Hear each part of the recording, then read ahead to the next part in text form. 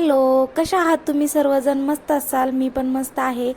मी आईकडे आलेले आहे कारण आमच्या गावामध्ये ना हनुमान मंदिराचं कळस बसवणार आहेत.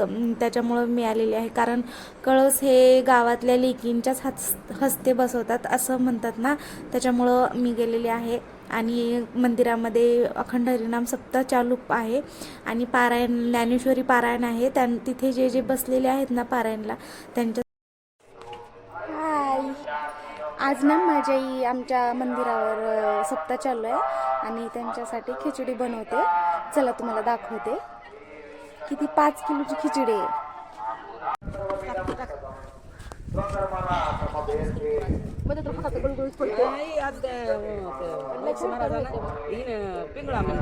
किती टाकायचं आई? आई किती टाकायचं?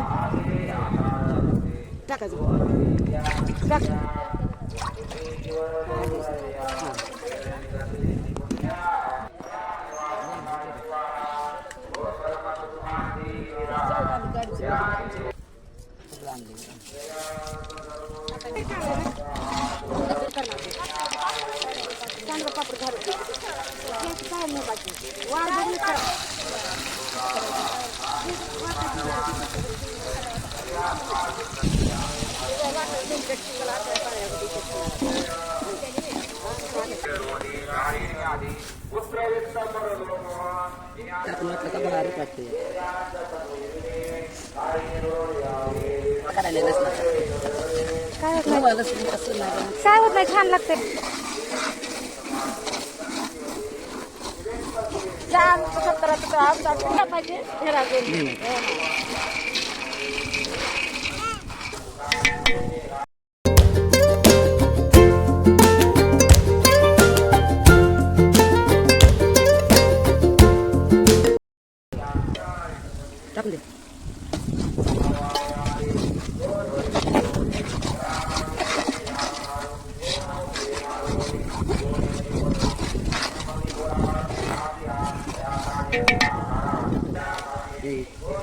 हे बघा कसलं मस्त तेल सुटलेलं आहे एकदम, आणि वास तर एवढा छान येत होता ना, खरंच खूप छान झाली होती खिचडी आणि फोडणी पण एकदम मस्त बसली होती.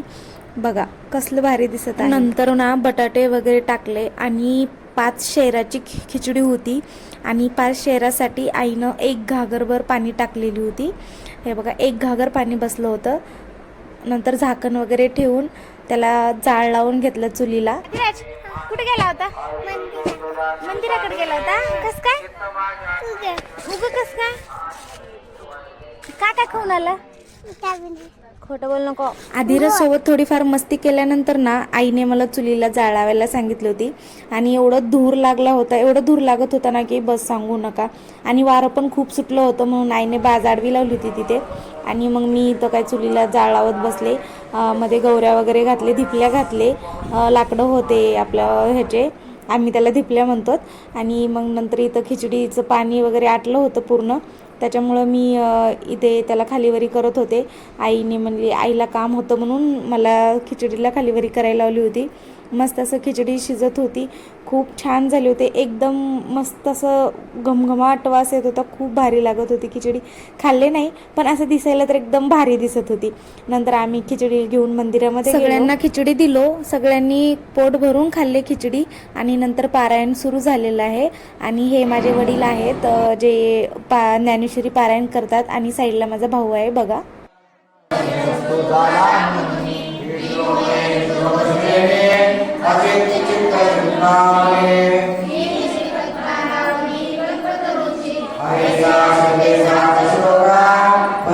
आज ना ज्ञानेश्वरी पारायणचा लास्टचा दिवस होता, त्याच्यामुळं पारायण ज्ञानेश्वरीची आरती होती. आरती वगैरे केलो आम्ही.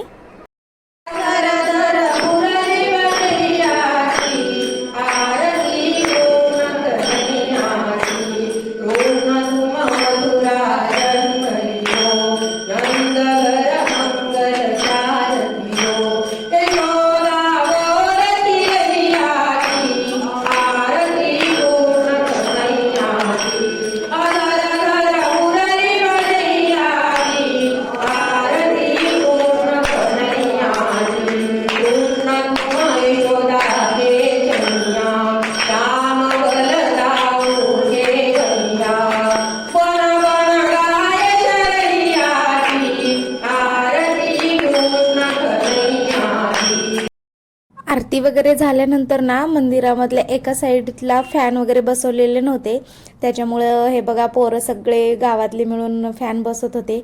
आणि हा माझा भाऊ आहे आणि याचं लग्न बघा आता जवळ आलेलं आहे 8च दिवसावर. तर लग्नाची तयारी सोडून देऊन मंदिराच्या कामाला आलेला आहे. बघा कसलं भारी. नंतर फॅन वगैरे सगळ्यांनी खूप छान वाटतं आणि सगळ्यांनी मिळून असं एकत्र येऊन मंदिरामध्ये काम वगैरे करायला आणि मदत करायला लागले ना खूप भारी वाटतं. आणि हे फॅन वगैरे बसवत होते इकडे आणि तिकडे गाथापूजा चालू होती, कारण गाथापूजेची आज समाप्ती होती, त्याच्यामुळं गाथा भजन होतं.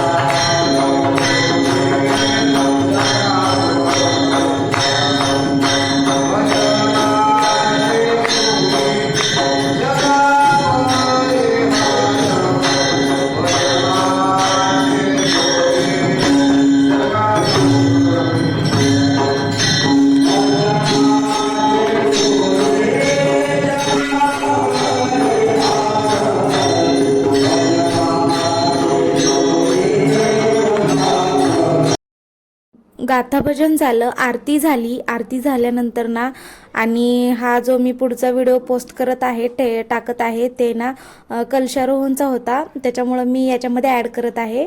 बघा व्हिडिओ खूप छान आहे.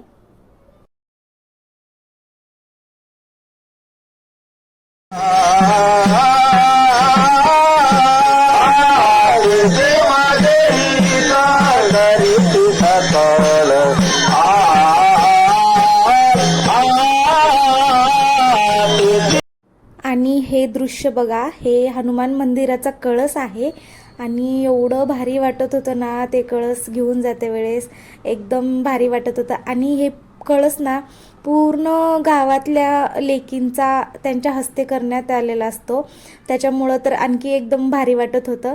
पूर्ण बघा कसलं भारी दिसत आहे.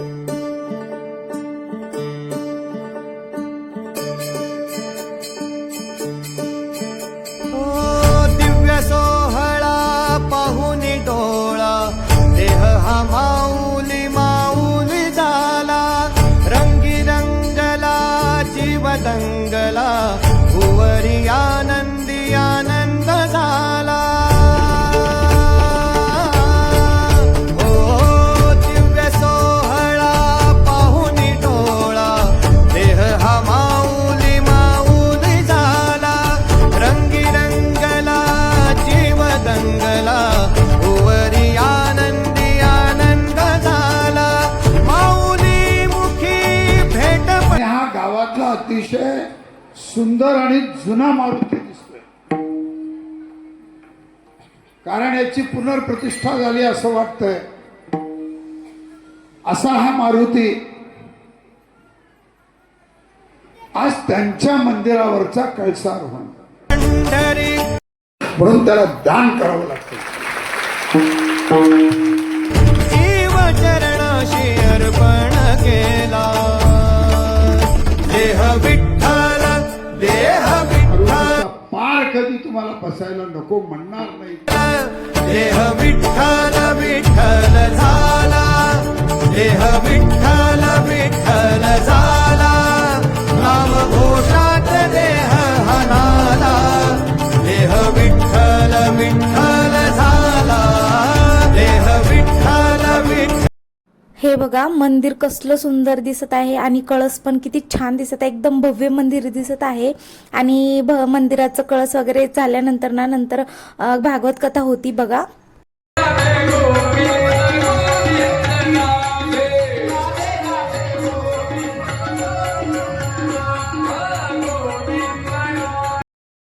भागवत कथा झाल्यानंतर ना रात्रीच्या टाईमला सगळ्या गावाला चुलबंद आमंत्रण असतंय, पूर्ण गावाला जेवण असतं.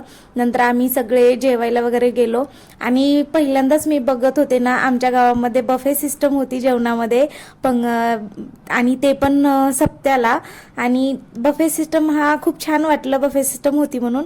बघा कसलं मस्त असं हे केलं होतं, बायकांना वेगळं आणि माणसांना वेगळं जेवणासाठी जागा होती, त्याच्यामुळं जेवण वगैरे मस्त झालं. जेवण वगैरे करून झाल्यानंतर ना रात्री हरिपाठ असतो बघा.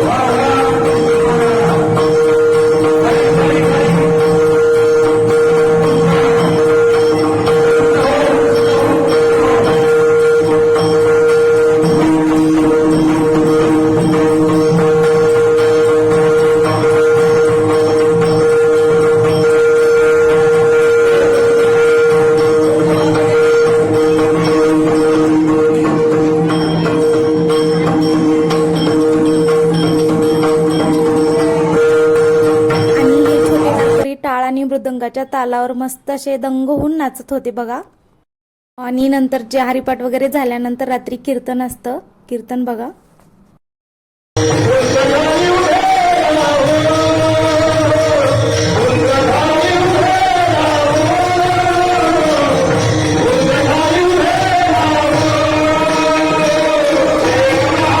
अशा प्रकारे सप्त्याचा दिवस असतो आणि हा दिवस ना खरंच हे दिवस खूप छान असतात आणि एकदा सप्ताह संपल्यानंतर ना कसलंच करमत नाही.